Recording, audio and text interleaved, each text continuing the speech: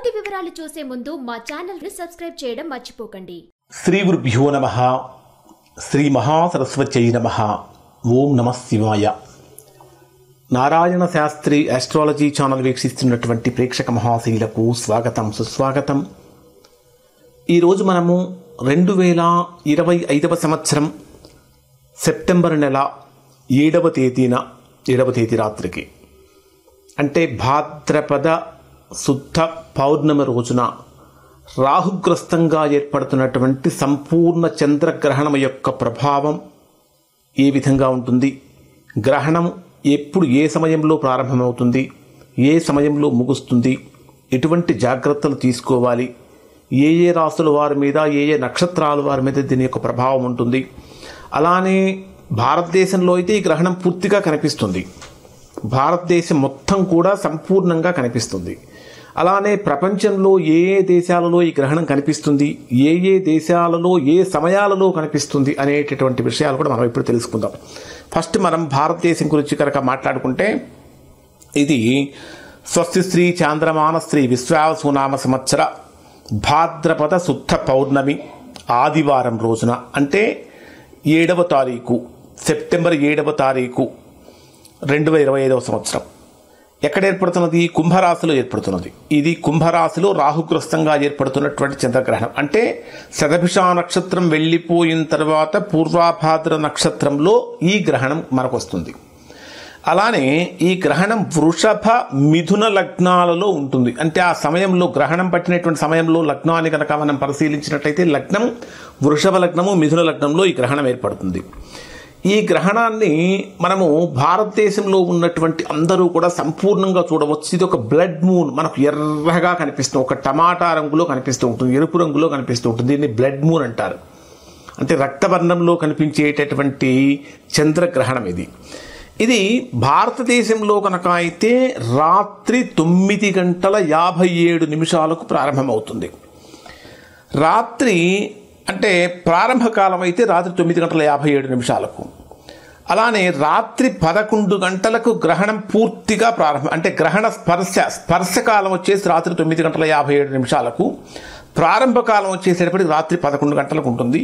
కరెక్ట్గా గ్రహణం మధ్యస్థానికి చేరేటప్పటికీ మనకు రాత్రి 11:41 మధ్యస్థానికి ఏర్పడుతుంది. అలానే గ్రహణ త్యాగం వచ్చేటప్పటికి సంపూర్ణమైనటువంటి గ్రహణ త్యాగం వచ్చేటప్పటికి 12:22. అలానే మోక్షకాలం అంటారు దీన్ని. ఈ మోక్షకాలం వచ్చేటప్పటికి రాత్రి 1:26 పూర్తిగా ముగుస్తుంది.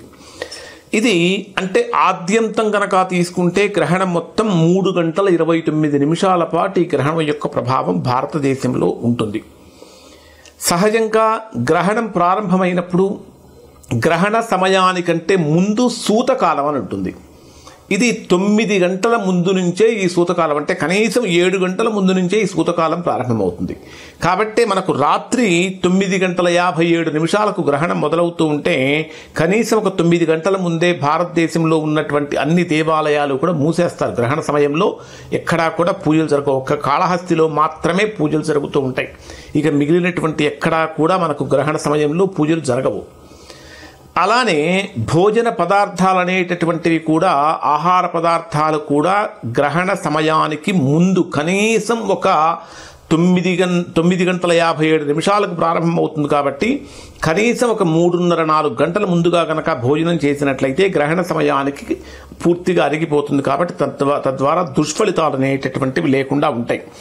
మరి ఈ గ్రహణం అనేటటువంటిది గ్రహణ శాంతి కోసం ధనిష్ట, శతభిషం, పూర్వాభాద్ర, మఖ, పుబ్బ, ఉత్తరా నక్షత్రాల వారు, వృషభ, మిథున, వృశ్చిక, ధనస్సు లగ్నాల వారు, అలానే కర్కాటకము, సింహము, కన్య, మకర, కుంభ, మీనరాశుల వారు ఖచ్చితంగా గ్రహణ శాంతి చేయించుకోవాలి.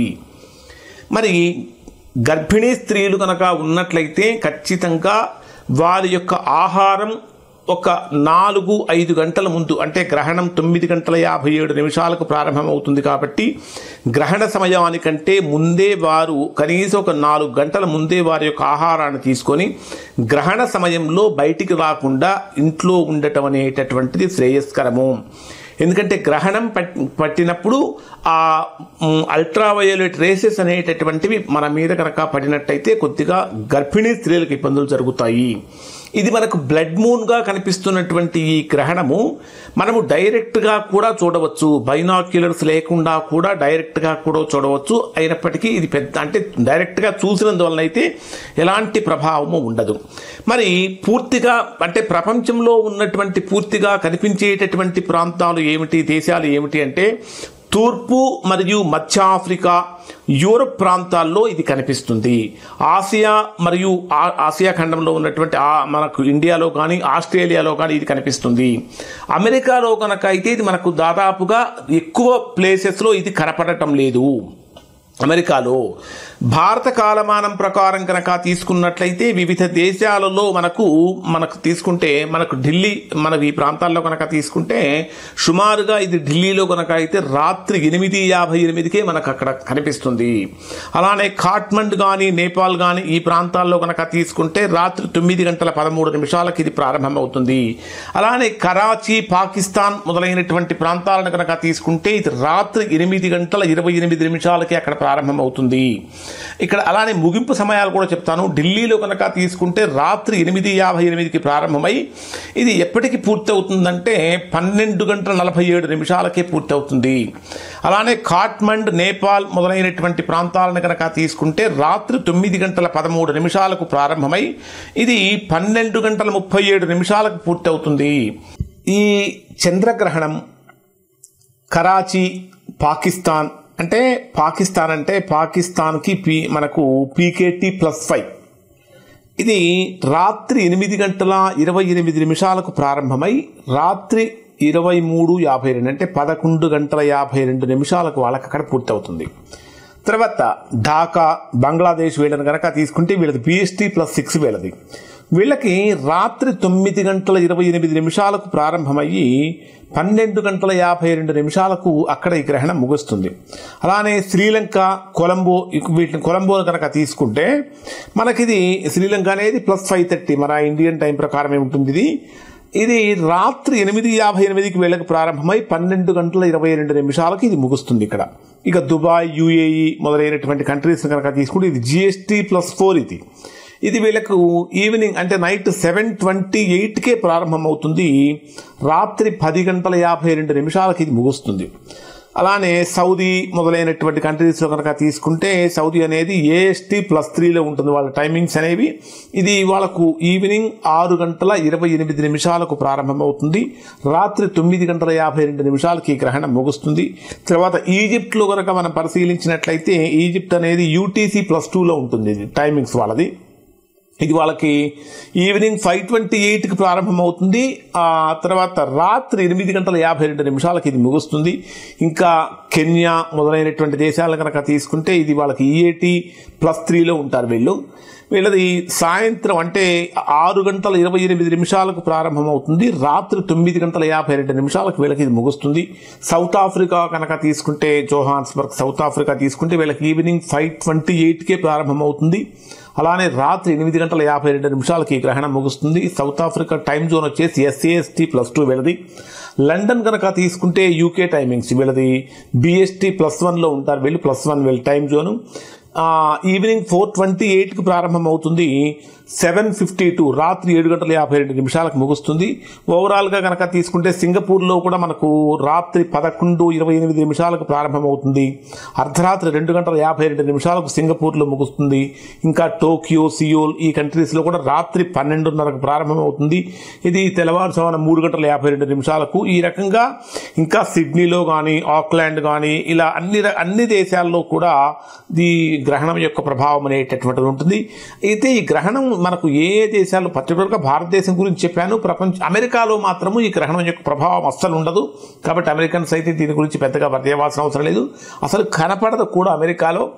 ఇక ఈ గ్రహణ సమయంలో గర్భిణీ స్త్రీలు ముఖ్యంగా ఎలాంటి జాగ్రత్తలు తీసుకోవాలి అనే ఒక ప్రత్యేకమైన వీడియో తెలియజేస్తాను. దాంతోపాటు కుంభరాశిలో ఈ గ్రహణం ఏర్పడుతున్నది.